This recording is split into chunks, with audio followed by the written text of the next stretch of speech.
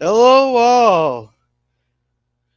So, today, for Defensive Thursday, I gotta defend justice. Son of a bitch. Alright, so after reviewing this episode and listening to Lore Runner's thoughts on this and stuff there, if you haven't listened to Lore Runner, he's actually pretty good. He goes deep into the background of that. Hey, Resolute. But, anyhow, hey, Simple Jack. How's it going? But, anyhow, th- I think the reason why the episode's not as good and as interesting as people would say, as it could have been is because of the rewrites this episode has gone through. Went through multiple rewrites because the executives upstairs just thought the episode would have been too dark and too cringy.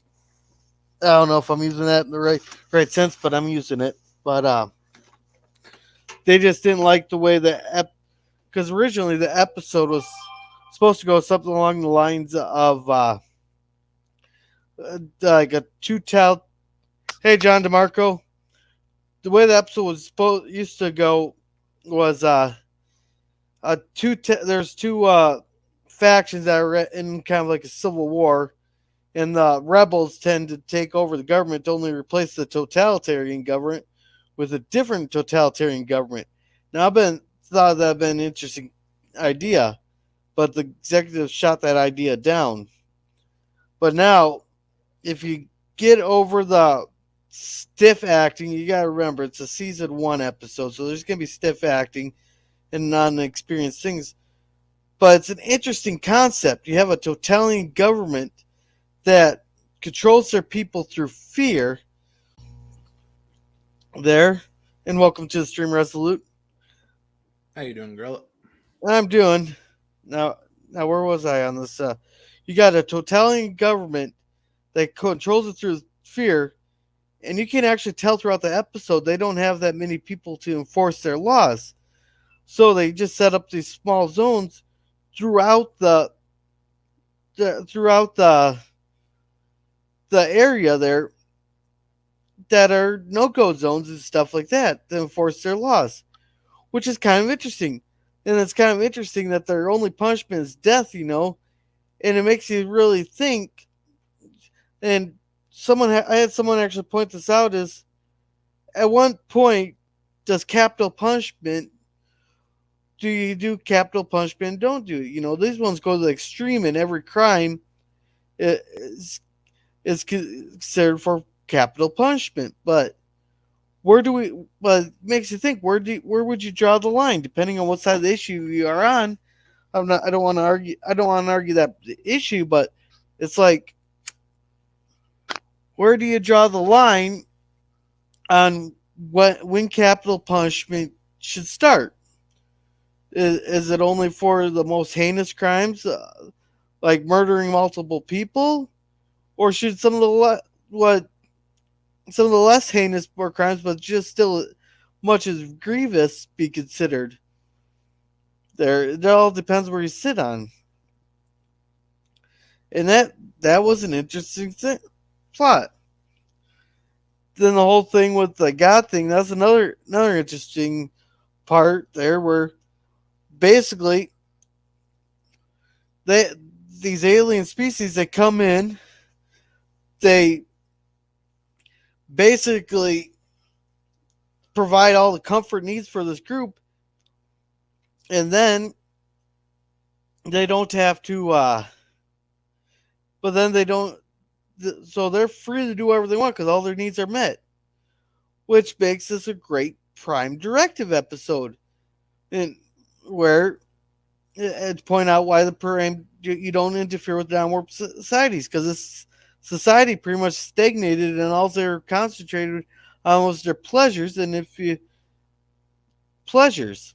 But also, they get put in the situation there with Wesley where he did not know the laws there. It's just a minor thing. Yeah, he destroyed the plants. So hell, the Enterprise could easily have fixed that whole thing up, make it look just brand new, and there wouldn't have been even a mark anywhere. But if Picard did not violate the Prime Directive in the first place by interacting with a non-warp society, hey, then they wouldn't have had to violate the Prime Directive at the end of the episode by taking Wesley away. And it actually made for a great dilemma. Do they violate the Prime Directive to save Wesley and risk the 1,000 on the ship? Or do they keep to the Prime Directive, ignoring the part that they violated in the first place, and let them execute Wesley?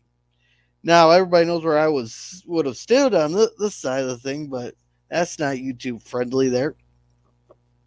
But I think that it shows why the Prime Directive's there and why you should not violate it. Now, I'm wondering, with them violating the Prime Directive twice, if that counts towards the nine that Admiral Satie mentions in the Drumhead. But that's a whole different song there, because she mentioned that he violates the Prime Directive like 9 times. But what's your thoughts, Resolute? I like the episode personally. Yeah. The High and Mighty Federation gets put up against a god. Yeah. Too bad he didn't smack him down a peg or two. Yeah, that was an unfortunate. Yeah. But personally, in the defense of the episode, it's a season 1 episode that went through multiple rewrites on the budget. It also gave us a great scenery for what would later become the grounds for Starfleet Academy. If you didn't catch that, those are the same grounds that they used for Starfleet Academy. I don't remember that part. Well, they don't mention it in there. That's something Lore Runner mentioned. So that is a location shoot, and that's the same area that they use for the Starfleet Academy. Yeah, that's interesting. So basically, it's a beautiful area. Don't get me wrong. Yeah, and I kind of like. I think if they will just tweak the script a little bit there, and not, and you know, and personally, I just think it was the acting was rough because it's a season 1. Everybody's still kind of getting into the groove of it, and they're trying to get more actors, more experience and stuff. But you kind of expect that from a season 1 of any show, to have a little bit of rough acting. especially on their budget. Yeah. So, yes, for 47 Yorktown, I agree with you. Yeah. Maybe this would have been the best episode ever if Wesley would have died. Maybe. We all hope for it, but personally, I don't think Wesley should have even been a character, because it had made absolutely no sense. Yeah. But Gene wanted to appeal to the kids, and he thought the best way to do that was with a kid, and no one was brave enough to tell him that was a bad idea. I think he's just a poorly written character. I can understand the concept of having a kid. Jake wasn't that badly written. Naomi wasn't that badly written and stuff. Yeah, but they're not supposed to be inserts for children. What, Jake and Naomi? Yeah, they're fully fledged, fully realized characters. Wesley was put in there to be a point of view for children watching the show. Oh, okay. I just thought that they were supposed to be inserts too. But of course, DS9 was written a whole lot better. Better than TNG and Voyager, though. And Jesus Christ, no one's talked to me. No one's done any messages in the groups on him until I start streaming. Then all of a sudden, everybody has to go start going crazy. Yeah, that's always the way. Yeah, so I just got that turned off there. So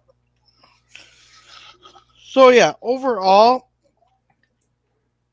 all there, forgetting that the season one acting, and a few tweakings of the script, it's really not that bad of an episode.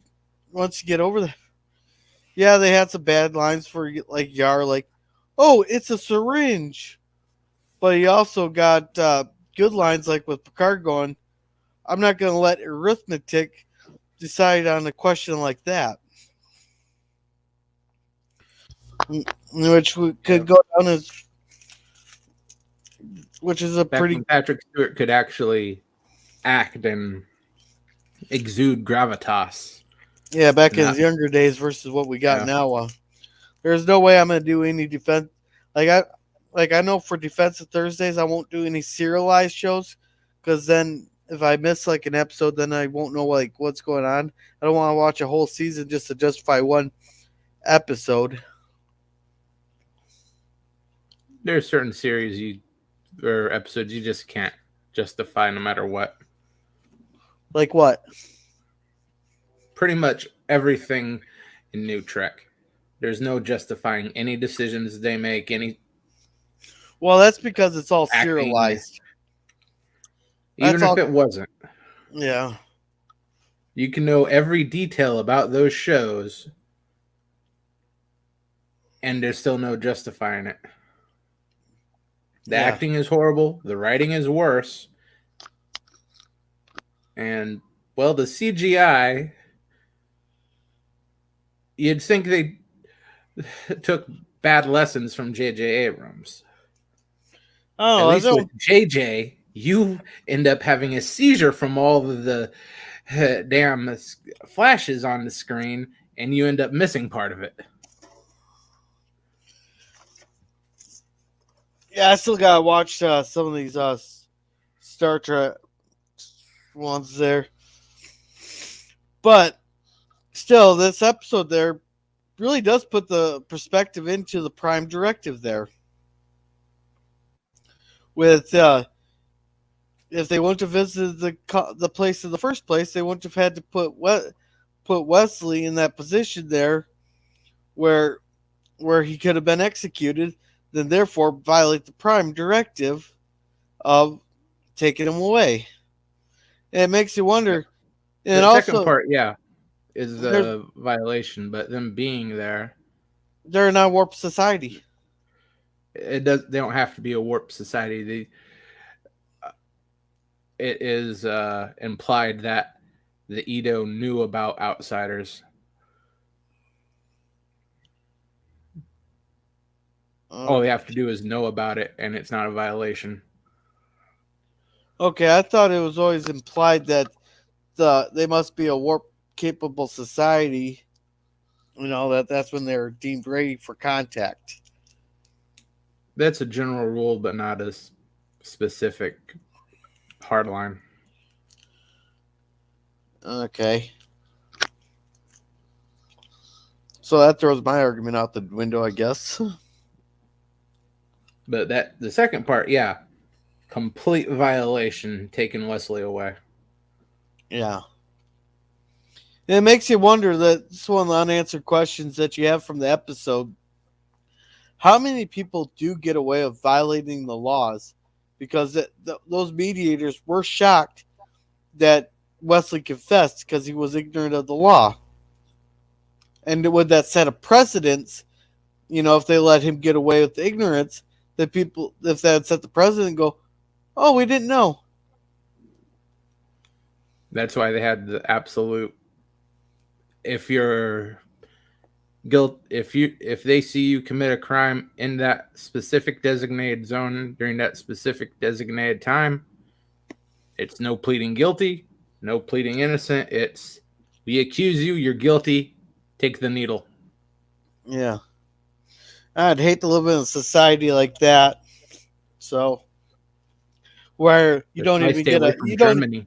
you don't even get a. Oh yeah, I made meme here that called this. It had a picture of the two regular or Edos or the two main Edos there, going "Welcome to Hitler's sex planet."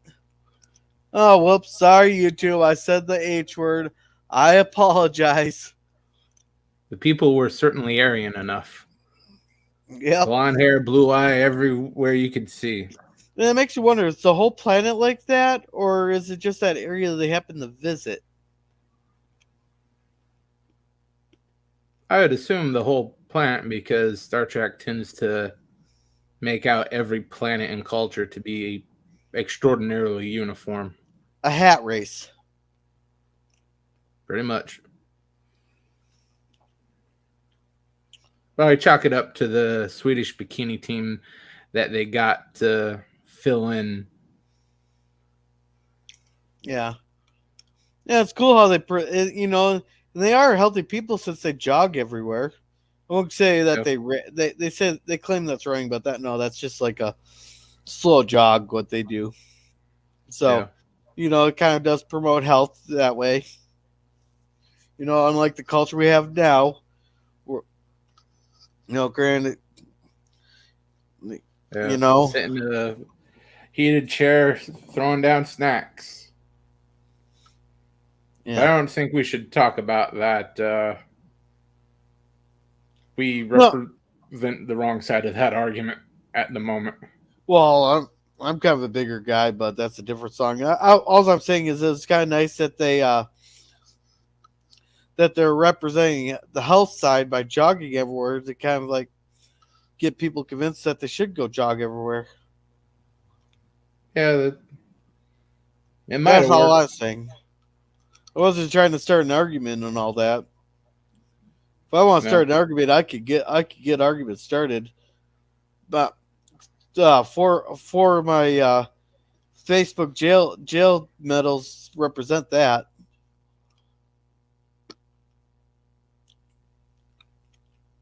Man, man, if I had a medal for every time I got thrown in Facebook jail, I'd look like a North Korean general. Yeah, I got yeah, tired of that, so I just gave up Facebook. yeah. Have you seen the North Korean generals? They haven't Oh been yeah, in they're they haven't been in an cartoon. actual war for like 60 years, but yet their whole uniforms just dashed in medals. Ugh.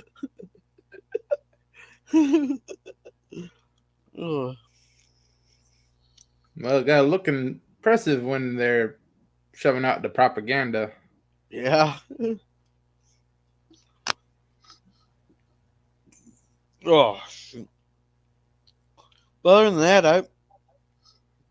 and another unanswered question about this episode is, well, you could tell that the ship was cloaked, but like, were they uncloaked? Why did only half of it not? Why did only half of it appear? Why not the other half appear? They- But I think it It was is supposed to represent being in and out of phase with the universe. They're extra dimensional beings. yeah. Well, they say that they claim the whole star cluster, but just because you claim it doesn't mean you can control it either. I don't know if they claim the whole cluster. Yeah, they claim that whole star They're just cluster. really obsessed with them leaving the Edo alone. Because No, Data flat out said that they claimed the whole star cluster, which was like 1,000 stars. Is a ridiculously huge amount.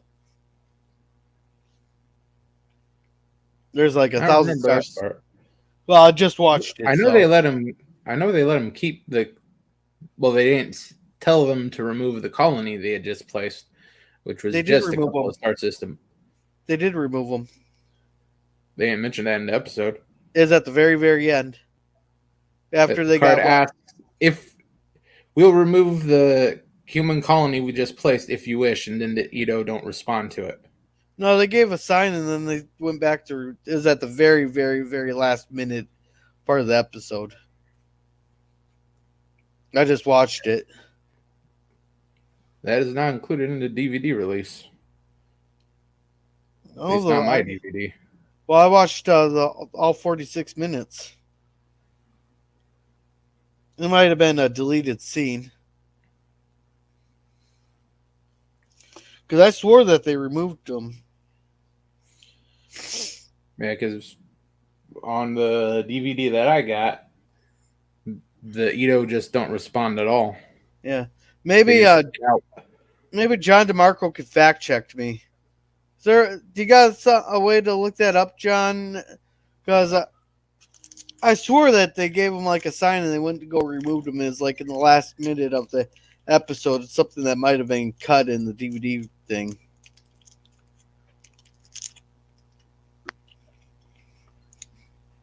Because I'm pretty sure there's a lot of deleted scenes of stuff. I don't know where were you watching it from? 1, 2, 3 movies because I was outside trying to do some work, but Oh. I wasn't inside.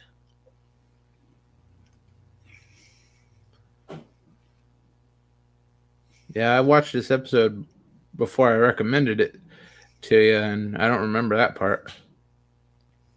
Yeah. Okay, man. Either maybe I did mishear it at the very end there, or is a deleted scene maybe. Yeah, maybe. I'll recheck that tonight, night there, then I'll verify there. But because I swore they gave some sign, but it could have been a deleted scene. So therefore, I don't know if that makes it canon or not. Deleted scenes, I think necessarily wouldn't be included in any type of canon because they're removed for a reason. Because sometimes they're removed and replaced with something completely contradictory. Or time restraints. Yeah.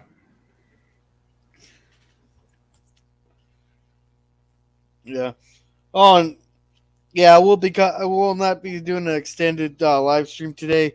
So there is Jep Nerdy tonight. Salty to get his. Hey there, pop culture curator. Hey, pop culture. Yeah, so yeah, I'm guessing it was a deleted scene, or I must have misheard it. I've been known to be wrong quite a few times, so We all have been. yeah, it's good to see you too, pop culture. But oh, but the one thing I do wish they will change the yeah, thank you. Uh, the one thing I kind of wish they would did like kind of gave them all different clothes, because it's like the way whatever makes you uncomfortable. Well, you don't have to do anything that makes you uncomfortable. Well, I've been comfortable wearing the same clothes as everybody else. It just gives you the cult mentality. But I I can think it was as close to naked as the TV censors would let them get. yeah.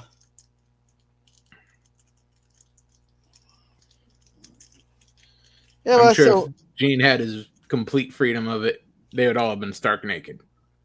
with 4 nipples.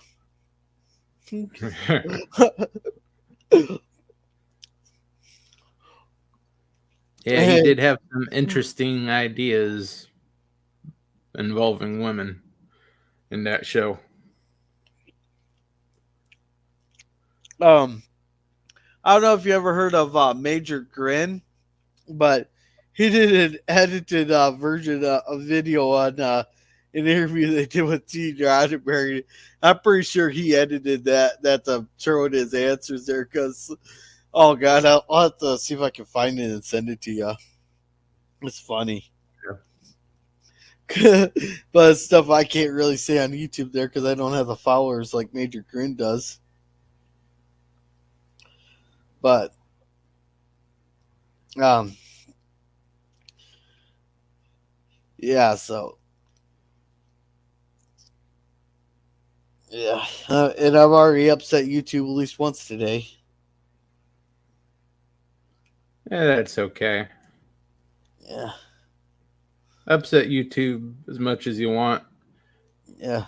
They usually won't do anything about it unless someone important complains. Well, Well, it just depends on how big you are I already know that my video my live streams aren't at the point where they get recommended because they're not gonna recommend a person who has 43. Am I still at 43? Yeah. Holy crap! I'm up to 45. Okay, 45 subscribers. Right.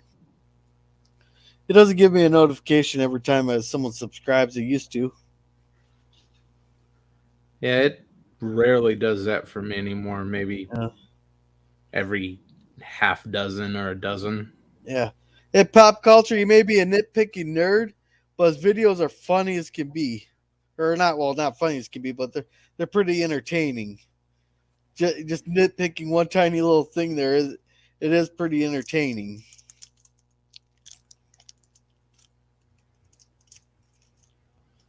Uh, I don't think there's anything wrong with nitpicking. Just as long as it's like entertaining, because this was Yeah. This as long as you're actually nitpicking and not running it down and saying you're nitpicking like a few people we know. yeah. That's about how many dogs I had when my channel got deleted. Oh, you like nitpicking nerd? Okay.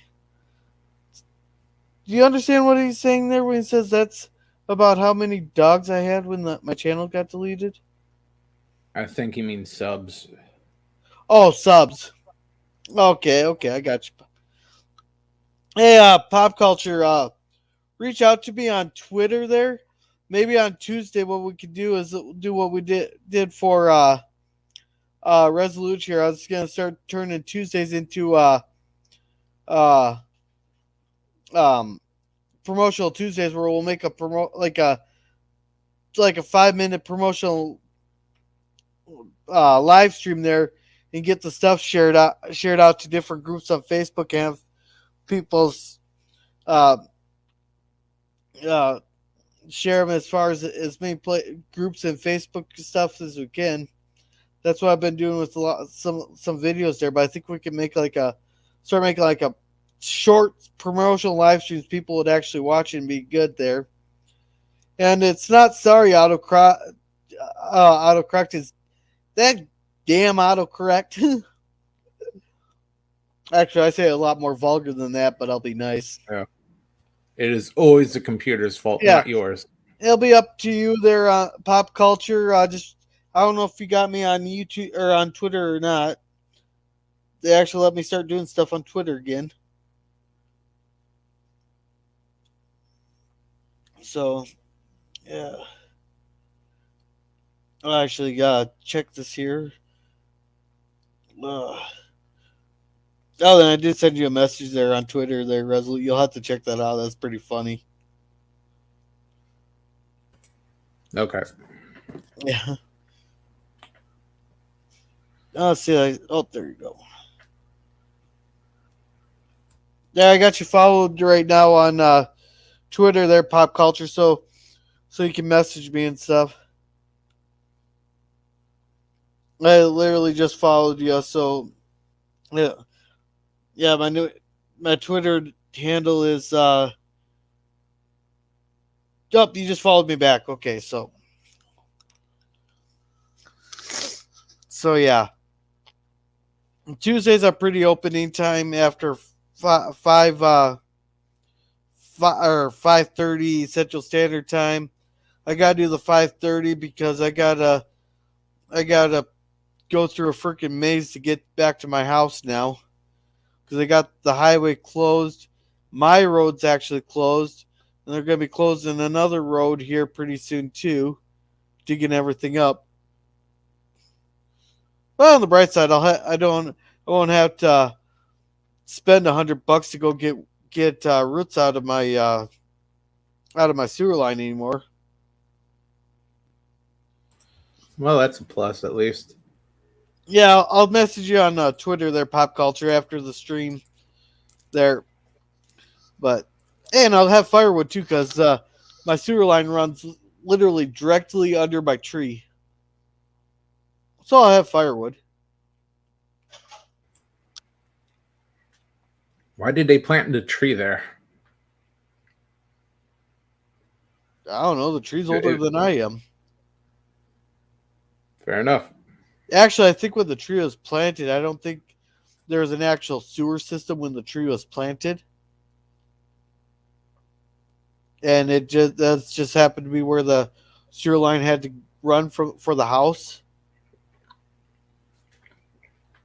And they didn't rip that up at the time. No, look at me. I wasn't the one doing it, and but the shell shelterin. What's that supposed to mean? Shellerin. I got no idea. And that's California talk there. I don't understand that. No, I speak California douche, and that's not one I that's recognize. that's not self. That's not douche talk in California. What do you mean by that, Simple Jack? I'm not understanding what you're saying there. Ugh. Oh, it's a cat in a box emoji. Okay, now that makes more sense to me. Alrighty. Alright, that makes more sense to me. But uh what else is there to even say about this episode? I I get pretty straightforward.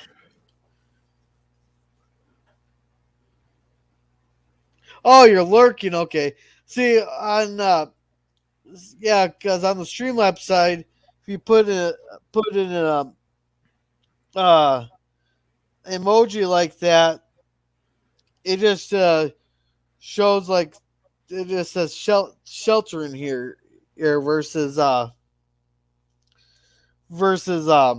what shows up on in the YouTube chat. So okay, that makes a lot more sense now. Oh, which episode? We were discussing justice there. They're the one where Wesley gets sentenced to death, but then Picard violates the Prime Directive there. I had to defend that episode, explaining why that episode's not nearly as bad as everybody says it is. Which really, if it once I got past the rough acting and the multiple script rewrites, I changed my mind a little bit on it. Now, am I going to rewatch it? Probably not, but that is a lot. I was still trying to figure out, but once you get past that, it's actually really interesting if you think beyond it. Oh, that's pretty cool, Simple Jack. That's there. Yeah.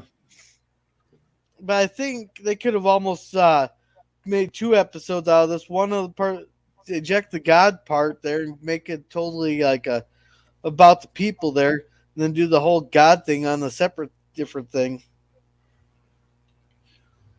Yeah, Wesley Yeah, should that have may work. died. Oh, that's pretty cool. Cool, Simple Jack. You're getting the dog tags ready. Yeah, Yeah, that's nice.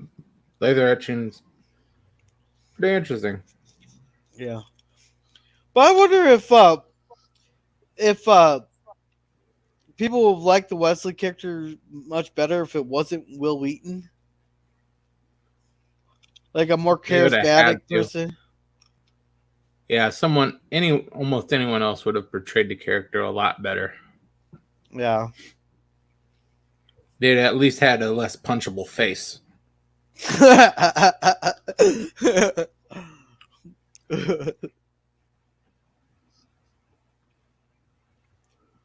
Yeah. I just think the way he just came off is what drew people off, and he had that like know-it-all sound to him, like he's a Yeah, know-it-all. Like and I know that's some pretty all smart Will Wheaton people. there. Mm, That wasn't the writing. That wasn't the directing. That's pure Will Wheaton. Yeah, and pop culture thinks no, the character was bad, entitled Mary Sue. Uh, well, he was kind of a Mary Sue. He was entitled, but you gotta remember that that Picard was banging his mom, so he did have special privileges. Yeah. When you're the captain's son, you get a little bit of leeway. Bastard or not. Yeah, I didn't think they were all. A lot of them were bad actors. I mean, well, for season one, it was just. I think season one was pretty rough, but once they all got comfortable with each other and really going, that got a lot better. Yeah. But you gotta be comfortable with the people you're acting off of. If you're not comfortable with them, your acting is gonna suffer. Yeah, once they narrowed it down, I think cutting Tashi R quitting was a blessing for that show. Oh, I think I was disappointed that they got rid of Tasha.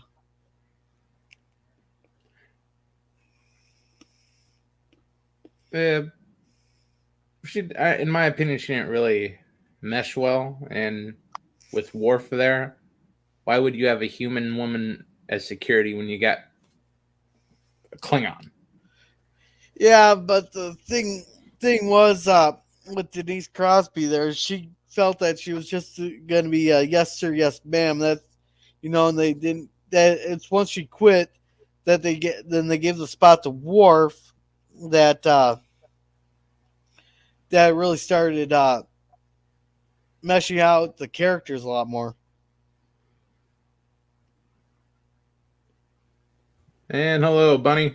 Yeah, Cinnamon, you are right. It was all Troy's fault or Yar's fault there.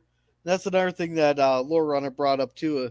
That she didn't do the research on the punishments. They just go, "Ooh, sex planet," and then Riker was all happy for her that he can finally he can put another notch in his belt for a different species.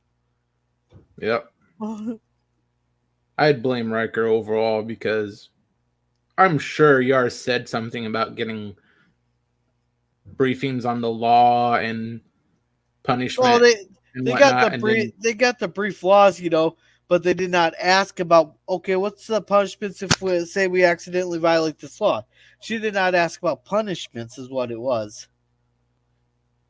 They kind of knew the laws and all that, but they didn't get all the laws, and they didn't.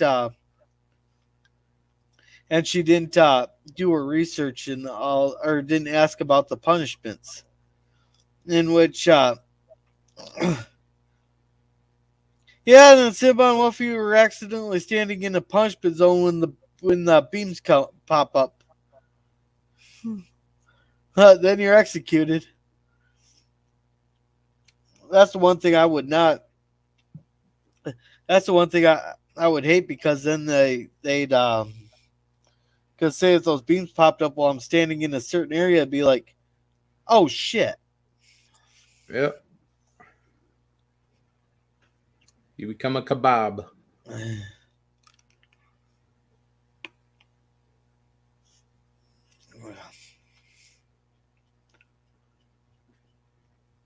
Yeah, so yeah, it's one of those. It's all an interesting concept there, and it's one of those. I mean, uh, it's an interesting concept. I just think it could have been a lot better if maybe they waited a few seasons and got a few more. Uh, there. You want to be executed, Cinnabon? Okay, I see where you're going. You want to be Oh, you're saying execute them first? Oh yeah, that'll go over real well. Start a whole civil war and everything else on the planet. Oh, we can take out the mediators. Let's do it. Yeah, but you're forgetting that the prime directive is the law is the gospel. You cannot violate the prime directive at all. Then you still Especially got the with a god hovering above. what she was when they just beamed up the one there. He's like return. He's gonna ram the whole ship with their ship just because they they beamed up one of the Edo there to verify what the hell they're looking at. Yeah. Which would that damage their ship to a point where they'd be crippled too if they rammed the Enterprise? Not considering they're interdimensional. Yeah, that's another question to answer. Like, how badly would have damaged their ship? Because even if they're well, personally, I just think they're like as a cloaking device. And the whole shaking the Enterprise, that could be all explained with maybe they had some kind of advanced tractor beam or something. You could already make your voice boom out and all that. Yeah. Yeah, I just think it was like a really advanced cloaking device. May have been. And Picard was just too stupid to recognize it. Because they knew about cloaking devices because of the Klingons and the Romulans. Yeah. But I wouldn't give the writers that much credit. They didn't have that in their minds at the time. It was just, hey, here's another godlike being in the first dozen episodes. Yeah, and you can't say that they didn't know about cloaking devices because they were vetted in Balance of Terror. Yeah, you're right, Cinnabon. But he's more of a diplomat than a captain. Well, what do you expect? He's English. No, he's French. Picard's French. Sure. And he speaks with a perfect English accent and acts 100% British because he's actually a Frenchman. They explain that in Star Trek Picard. Well, Picard isn't canon. Picard is just a bad nightmare we're all having. No, Picard represents the. This is what happens when you let us take over. Well, yeah, I think he was just more of a diplomat than anything. Than he was more of a diplomat than a captain. Well, he is the most non-military captain of a ship you would ever see. Yeah. Which is exactly what Starfleet wanted at the time. Yeah. In about 10 minutes, though, I will be ending the stream to go over to Jeopardy. Plus, I got some stuff I was going to do around the house. I still got to get some stuff done before they tear up my yard. Too. You don't think he was a good diplomat, Cinnabon? I wonder. Well, a good diplomat knows when to stick a gun in someone's belly and dictate terms. Oh, you mean the cowboy diplomacy? Yeah. Yeah. Picard never even considered that. Oh, what do you expect? He's French. And he's written like a Frenchman.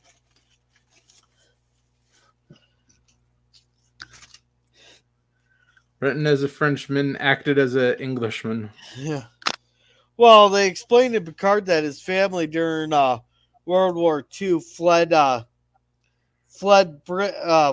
Chateau Picard to Britain there, and they stayed there for 100 years. Yeah, I buy that. Sure. Why not? Well, I don't remember him crying all that often, but I remember him asking advice from all the senior officers first before making decisions because that's what they're there for, to give you your options of what you could do. Then because that's what your officers are there for, to come up with the solutions or ideas that you may not have thought of. Like in what's that episode there? Time and Time Again, or that no one where they're stuck in that time loop, and Data gave them the option to use a tractor beam, and Riker gave them the decision to blow out the airline or blow out the shuttle bay to push the ship away. You know, and it Yeah. turned out that Riker's decision was the right one. Hey, but in that his defense, yeah, he was a win big. Yep. But pop culture, in his defense, I've gotten some great advice from some bartenders in my time because they've Yeah. seen and heard a They're better lot of than shit. therapists. They've seen a lot and heard a lot of shit throughout, especially if you get the bartenders that have been around for bartending for like a decade or so. They've heard and seen a lot of shit. And Picard's bartender was 600 years old. So she's seen a whole lot of shit. Yeah. And people tend to tell their bartenders what they won't tell their therapists. That's only because they're drunk. So, They don't let the therapist give you all those nice little drugs anymore. Guiding never gave him military advice, military tactics. Did she? No. I know she gave him advice on the Borg, and that's because she's the Borg expert. But Having been the only one to see or hear of the Borg before. and in yesterday's Enterprise, there, she's the only one that could tell the shift in the timeline. But also to our point, he's using his officers the way he should use his officers because that's what they're there for, to help them make. Because really, yeah, but that's what the officers are there for, is to help you come up with the solutions and ideas, or else what's the point of having officers? And in yesterday's Enterprise, she gave him the advice to send it back because she's the only one that could tell that there was a shift in the timeline because of the Lorian blah blah blah. It never did get a proper explanation. I'll say that. And as for the crying part, he cried once to either of them. And that was after the Borg assimilated him. But Yeah, most of his emotions throughout the series, the only two real times he started blubbering like a baby was to his brother when he went back after the Borg attack, and when he was tortured in Chain of Command.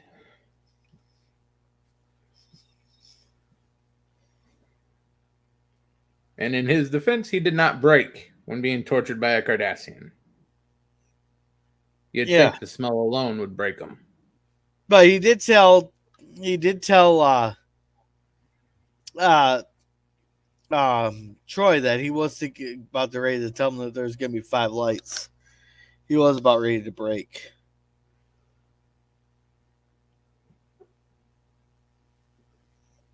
Well, he trusted Guinan, Cinnabon. That's why he did it. He'd known Guinan long before he was even assigned to the Enterprise, you know. That'd be like me listening to my best friend from grade school. That if I was still best friends with them. Like say you had a best friend now that you've known all the way back to kindergarten, your best friends, and they told you something, would you not believe them and take it serious? And besides, at that point, what really did they have to lose? From what he told, I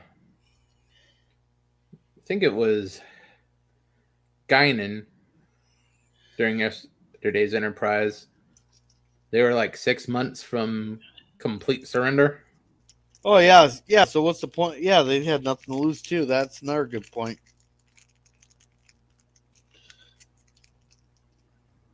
Because did they say there's like 20 billion dead in that war? Something like that. Yeah, so I don't even think the Dominion War was that bloody, was it? They never gave real firm numbers on the totals for the Dominion War. Let's see, there are 7 million Cardassian officers or military personnel, 800 million civilians, 92 million Federation civilians died in that, and I think 250,000 Klingon officers. Oh, I'm sure there's a lot more than 250. that. I'm going by numbers I either read somewhere or was given on a live stream or on a stream there. There's 250,000 Romulans and I think a million Federation officers, and they gave the statistics for the civilians at 92 million. Because Well, if you the count Breenets, the bombardment of Cardassia, yeah, I did. I counted as 800 million Cardassians, civilians. there had been several billion Cardassian civilians because No, they they, flattened 2/3 of the planet. no, they didn't get the whole planet. They're still in the process of it when uh, when the task force showed up at Cardassia, and the Cardassians flipped on them because they just bombarded Larkarian City there when and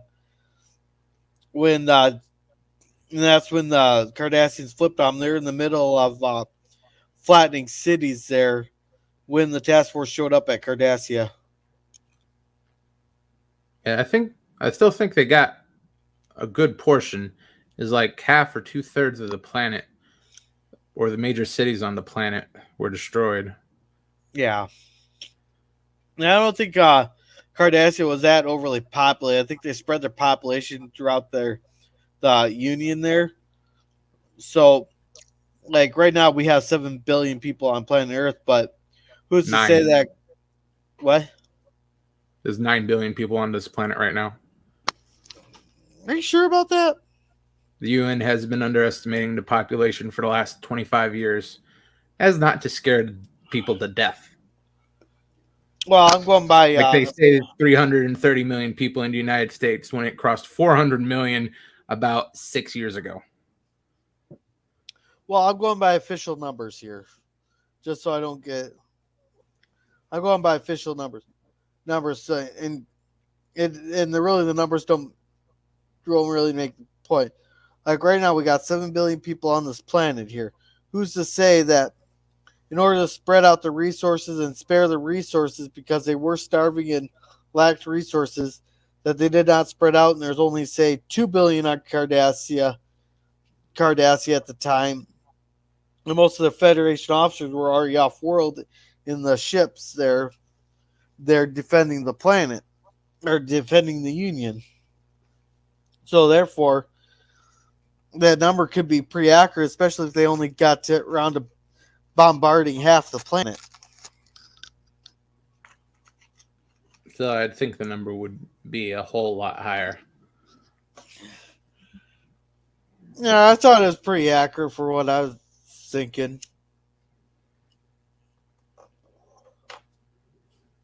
Especially with but everything was so fast paced in those last 10 episodes